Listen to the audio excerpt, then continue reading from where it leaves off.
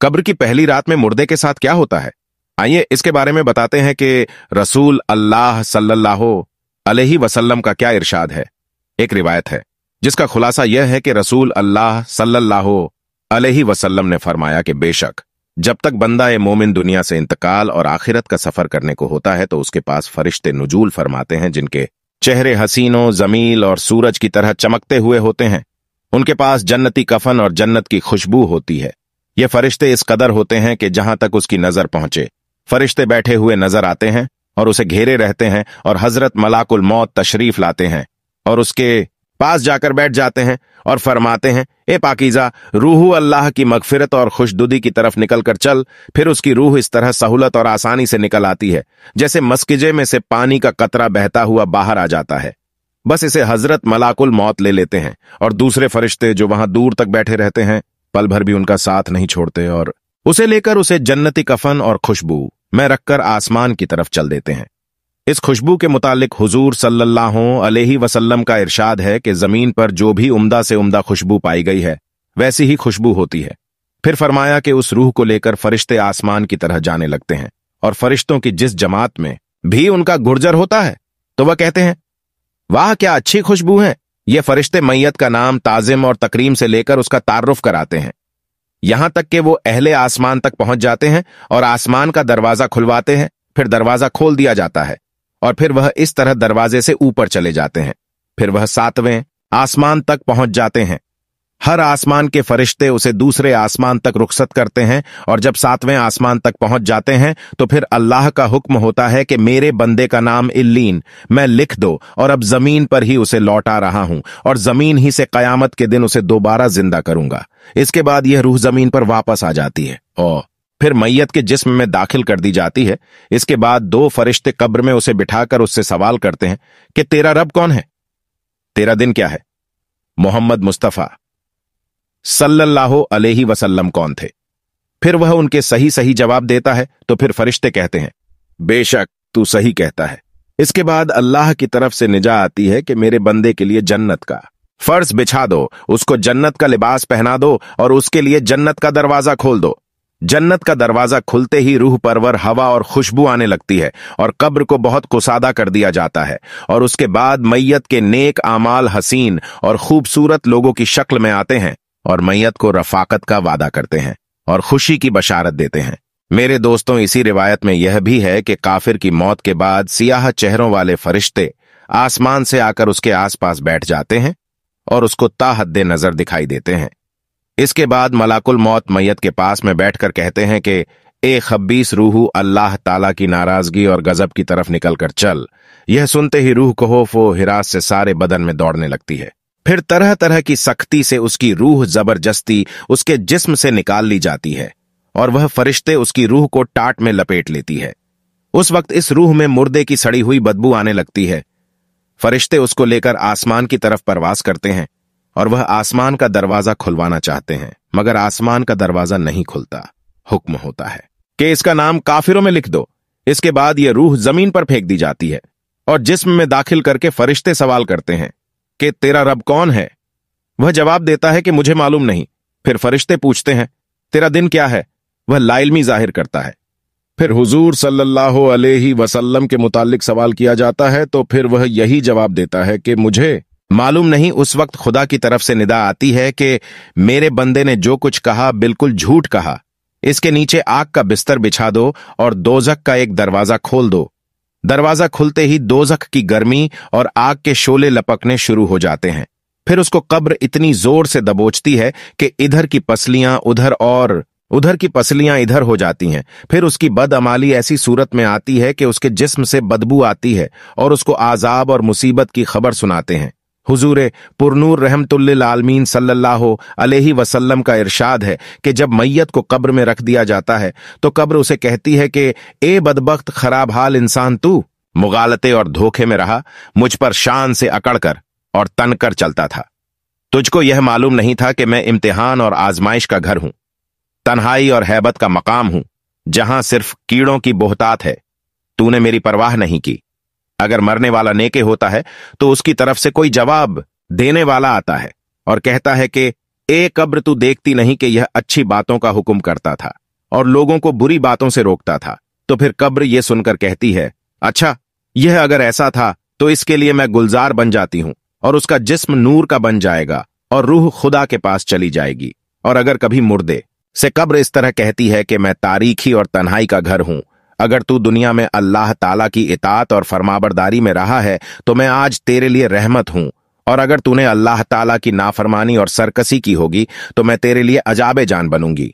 मैं वह हूं जो मुझ में खुदा का नेक बंदा बन कर आएगा, वह यहां से खुश होकर निकलेगा, और जो गुनाहगार और नाफरमान होगा वह तबाह और बर्बाद हो जाएगा। और बाज दफा कब्र कहती है कि ए खाना खराब, क्या तुझे किसी ने मुझसे डराया नहीं था और तुझे यह खौफ दिलाया नहीं था कि मैं तंग और तारीख और बदबूदार खौफनाक कीड़ों का मरकज हूं, और तूने दुनिया में रहकर मेरे लिए क्या सामान मुहैया कराया है।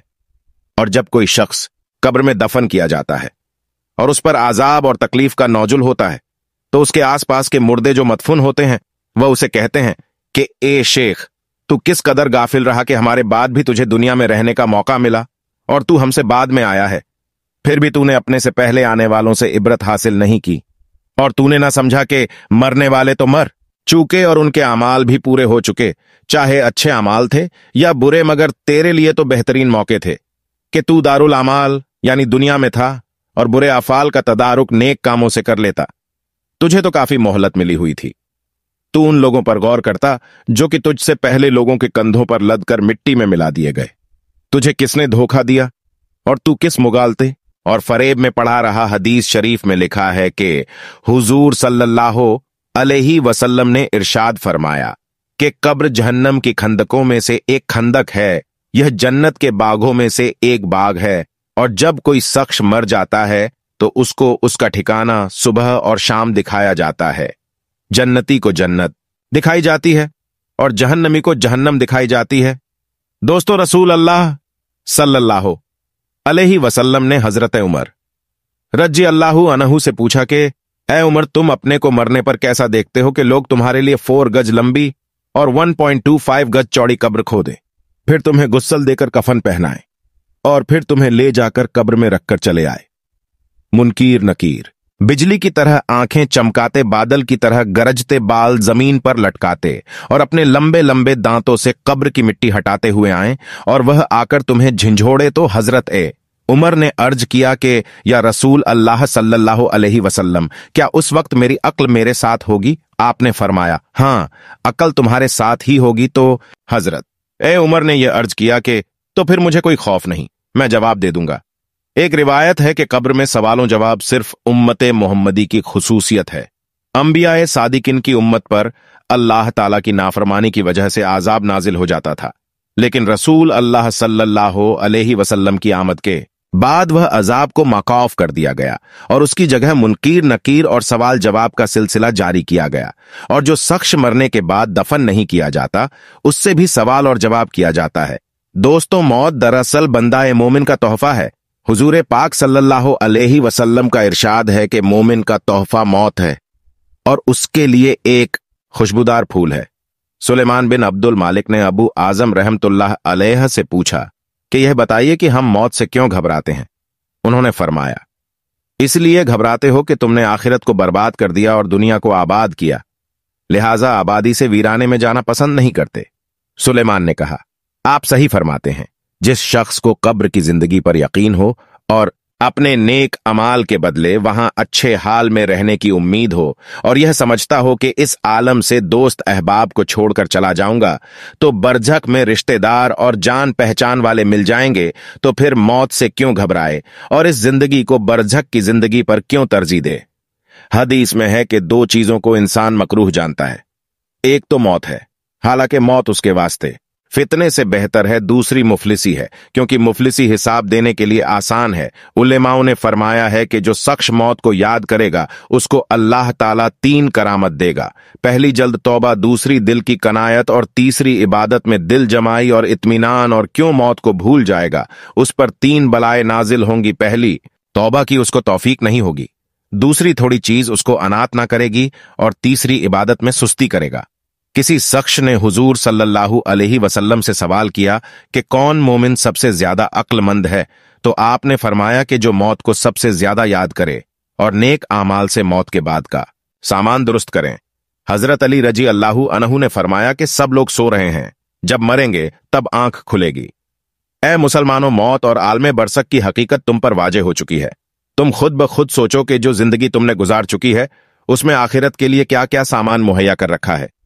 तुमने दुनिया को आबाद किया और आखिरत को बर्बाद किया। यहां किसी के बारे में यह पता करना मुमकिन नहीं है कि वह गुनाहगार है या नेक हो सकता है।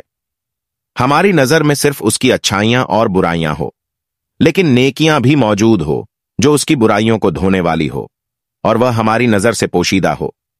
इसलिए हर शख्स को अपने गुरुर गुनाहों और खताओं पर नजर रखना चाहिए, अपनी इस्लाह की फिक्र और कोशिश करनी चाहिए। इसलिए तुम एक दूसरे की बुराई करने से परहेज किया करो, अपनी जिंदगी को संवारने की जिद्दोजहद किया करो ताकि आखिरत के लिए बेहतरीन सामान जमा कर सको और तुम अल्लाह ताला की खुशनुदगी हासिल कर सको। शराब पीना, जिनाह खोरी, चोरी, जुआ, झूठ, गीबत, चुगलखोरी, ऐब जुल्म, मां बाप की नाफरमानी और इस किस्म की बहुत से गुनाहों के बारे में तुम पढ़ चुके कि हमें किस कदर के सख्त अजाब हमें इसी गुनाह के बदले में मिलता है। तमाम गुनाहों से तौबा करो और नमाज, रोजा, हज, जकात, खैरात, सदका, रहम दिली, मोहब्बत और भाईचारा, ऐसे तमाम नेक कामों पर दिल से अमल करो। तुम्हारे ये सभी अमाल आखिरत में काम आएंगे और तुमको आजाब से महफूज रखेंगे। अल्लाह ताला हमें नेक अमल करने की तौफीक अता फरमाए। आमीन या रब्बुल आलमीन। वीडियो अच्छा लगा तो शेयर करें और सब्सक्राइब करें।